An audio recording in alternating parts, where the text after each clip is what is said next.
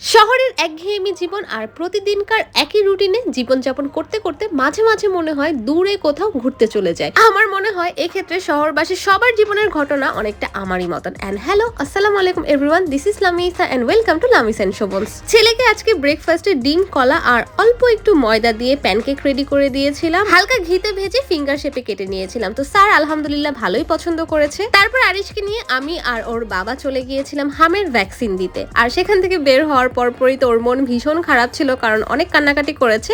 তাই ওর মন ভালো করতে ওর বাবা বলল চলো সরাসরি বাসায় না ঢুকে আমরা একটু ঘোরাঘুরি করি।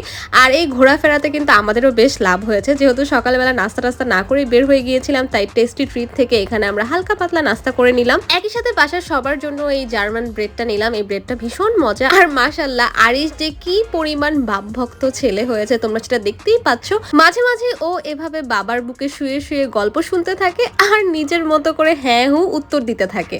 আচ্ছা, এখন তোমরা যে ভিডিও ক্লিপগুলো দেখতে পাবে সেই সবগুলা ভিডিওই কিন্তু আরিশের ভ্যাকসিন দেওয়ার আগের দিনের ঘটনা। আমি তো এই কয়েক মাস টানা বাসায় থাকতে থাকতে এত বেশি বোর্ড হয়ে গিয়েছিলাম যে শোভনের সাথে প্ল্যান করছিলাম যে আমরা দূরে কোনো জায়গা থেকে ঘুরে আসি। তবে আমাদের ছেলে যেহেতু এখনো অনেক বেশি ছোট, ওকে নিয়ে দূরে কোথাও ট্রাভেল করতে পারবো কিনা, কতটুকু সেফ বা নিজে ম্যানেজ করতে পারবো কিনা, আর ঢাকায় রেখে গেলেও কার কাছে কিভাবে রেখে যাব, এসব চিন্তা করতে করতে না লাস্ট মোমেন্টে আর আমাদের যাওয়াই হয় না। আর ইনশাল্লাহ সামনে কোথাও বেড়াতে গেলে তোমাদের সাথে তো অবশ্যই ব্লগে শেয়ার করব। তো এর মধ্যে কিন্তু শোভন বলে উঠলো যে ঠিক আছে, দূরে কোথাও যেতে না পারি, কাছাকাছি কোনো জায়গা থেকে তো ঘুরে আসতে পারি। অভিজ্ঞ আপুরা তোমরা প্লিজ কমেন্ট করে আমাকে জানিও যে তোমরা যারা বেবিদেরকে নিয়ে দূরে ট্রাভেল করেছো তোমাদের এক্সপিরিয়েন্সটা কেমন ছিল, আর কোন কোন বিষয় খেয়াল রাখলে মা আর বেবি দুজনের জন্যই ভালো হবে। যাই হোক, তোমাদের সাথে কথা বলতে বলতে আমরা তিনজনে মিলে চলে এসেছিলাম বোটানিক্যাল গার্ডেনে, কারণ আমাদের বাসা থেকে বোটানিক্যাল গার্ডেনটাই অনেক বেশি কাছে।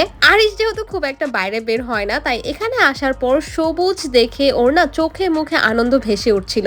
আর প্যারেন্টস হিসেবে ওকে দেখে আমরাও অনেক বেশি এক্সাইটেড হয়ে গিয়েছিলাম। আর এই কাঁঠাল গাছটা চোখে পড়া মাত্র আমার নিজের নানু বাড়ির স্মৃতি ভেসে উঠলো, কারণ আমার নানু বাড়ির কাঁঠাল গাছ, আম গাছে এরকম ঝাঁকে ঝাঁকে ফল ধরে থাকতো। তো এখানে আমি আরিশের হাত ধরে ধরে কাঁঠাল চিনাচ্ছিলাম, আর শোভন চাচ্ছিল এখান থেকে কাঁঠাল পেড়ে খেতে।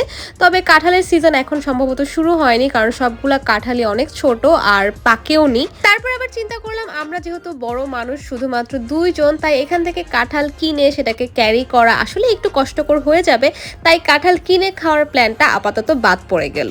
এর আগেও আমি কিন্তু আমার শ্বশুর বাড়ির মানুষদের সাথে এসেছি, আমার শাশুড়ি, ননদ, হাজবেন্ড সবার সাথেই এসেছি। আমার নিজের ব্যক্তিগতভাবে এই জায়গাতে এসে ঘুরে ফিরে বেড়াতে, খালি পায়ে হাঁটতে খুবই ভালো লাগে। হ্যাঁ, একটা বয়স ছিল যখন হয়তো বা এসব জায়গায় আসার থেকে রেস্টুরেন্টকে বেশি প্রেফার করতাম, মানে রেস্টুরেন্টে বসে আড্ডা দেওয়া, খাওয়া, সেটাই বেশি ভালো লাগতো। তবে এখন মনে হয় একটু বয়সটা বেড়ে যাচ্ছে, কারণ এখন না আর আগের মতো রেস্টুরেন্টে যেতে একদমই ইচ্ছে করে না। মনে হয় নেচারের কাছাকাছি থাকলেই বেশি ভালো লাগবে, স্বাস্থ্যটাও একটু ভালো থাকবে, মনটাও ফুরফুরে থাকবে। এখান থেকে ফুল ছেঁড়া কিন্তু নিষেধ। আর এই ভিডিওটা আমি যখন নিয়েছিলাম তখন গোল্ডেন আওয়ার চলছিল, সম্ভবত বিকাল 4টা থেকে 4:30টার মধ্যে। এত সুন্দরভাবে রোদ উঠেছিল আর পায়ের নিচে ঝরা এই ফুলগুলোকে দেখে পুরো কাঁচা সোনা মনে হচ্ছিল। আমার না এই ধরনের বড় ফাঁকা রাস্তা, কম মানুষজন, আশেপাশে গাছগাছালি, এইরকম রোডে হাঁটতে খুবই ভালো লাগে। যাই হোক, ঘোরাঘুরি শেষ করে এখন বাসায় আসার পালা। আর বাসায় এসেও খুব বড় একটা সারপ্রাইজ ছিল, সেটা হচ্ছে আমার শাশুড়ি মা অনেক মজা করে গরুর মাংস দিয়ে বিরিয়ানি রান্না করেছিল। আর তার হাতের বিরিয়ানি কিন্তু আসলেই অনেক বেশি মজা হয়।